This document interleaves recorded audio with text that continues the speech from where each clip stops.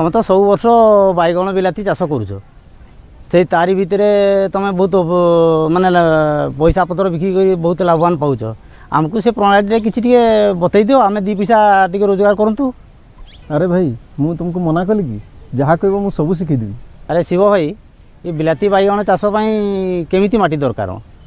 हाँ भाई यही बैगण बिलाती चाष निगिडा उर्वर और दर्शा माटी निहाती दरकार होता है एवं पानी मड़ेवा सुविधा थिबा दरकार। आपण मानक पई प्रश्न बिलाती बैगण और बैगण फसल पई तलीघेरा प्रस्तुति करने को हेले केउं प्रकारर माटी आवश्यक होता है? उत्तर उच्च उर्वर निगिडा और जलसेचन सुविधा थिबा जमी दरकार होता है। बैगण बिलाती तलीघेरा कौन केमिति करूछ मते टिके शिखै दियो। हाँ भाई माटी को विशोधन करने खराटिया चाष करवा दरकार। ता छड़ा 2 लिटर फर्मालिन को 100 लिटर पानी रे मिसाई तली घेरा प्रति सिंचन कले माटी विशोधन हो जाए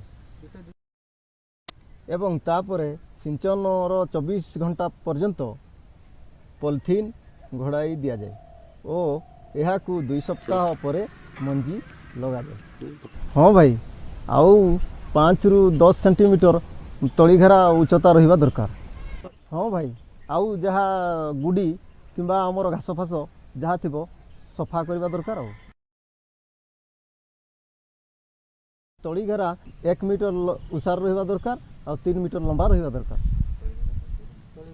प्रति केजी मंजी 2 ରୁ 3 ग्राम कैप्टन किंबा थिरान रे उपचार कर।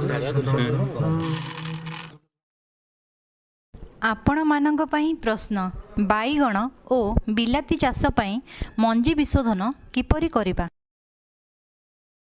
उत्तर प्रति किलोग्राम मंजी को 2 ରୁ 3 ग्राम कैप्टन बा थिराम द्वारा विशोधन करने आवश्यक। शिव भाई बैगण बिलाती चारा रही केते दिन तड़ी दरकार पड़ता है? हाँ भाई बैगण चारा 30 ରୁ 35 दिन और बिलाती चारा 20 ରୁ 25 दिन किंतु तड़ी गुड़िक लगेगा पूर्व कपर ऑक्सीक्लोराइड 3 ग्राम सहित स्ट्रेप्टोसाइक्लिन 0.1 ग्राम 1 लिटर पानी रे मिसाई द्रवण करी आधा घंटा पर्यंत बुड़ाई रखिबा दरकार। अच्छा भाई बिलाती बैगण केते व्यवधान रे गछ लगेबा दरकार? हाँ भाई भल कथाटा कहल। बैगण चारा धाड़ी को धाड़ी 2 ରୁ 2.5 फुट और गछ को गछ 1 फुट ରୁ 1.5 फुट मंदा करी लगेबा दरकार।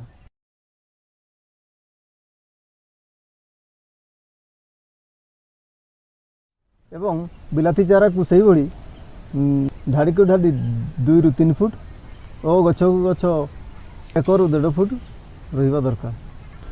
आउ गोटे कथा भाई मन रख चारा लगाइबा पूर्व 50 ग्राम लिंब आधारित पाउडर कीटनाशक प्रयोग करने दरकार। आपण मानक पई प्रश्न बैगण बिलाती चारा को केते व्यवधान रे लगाइबा आवश्यक?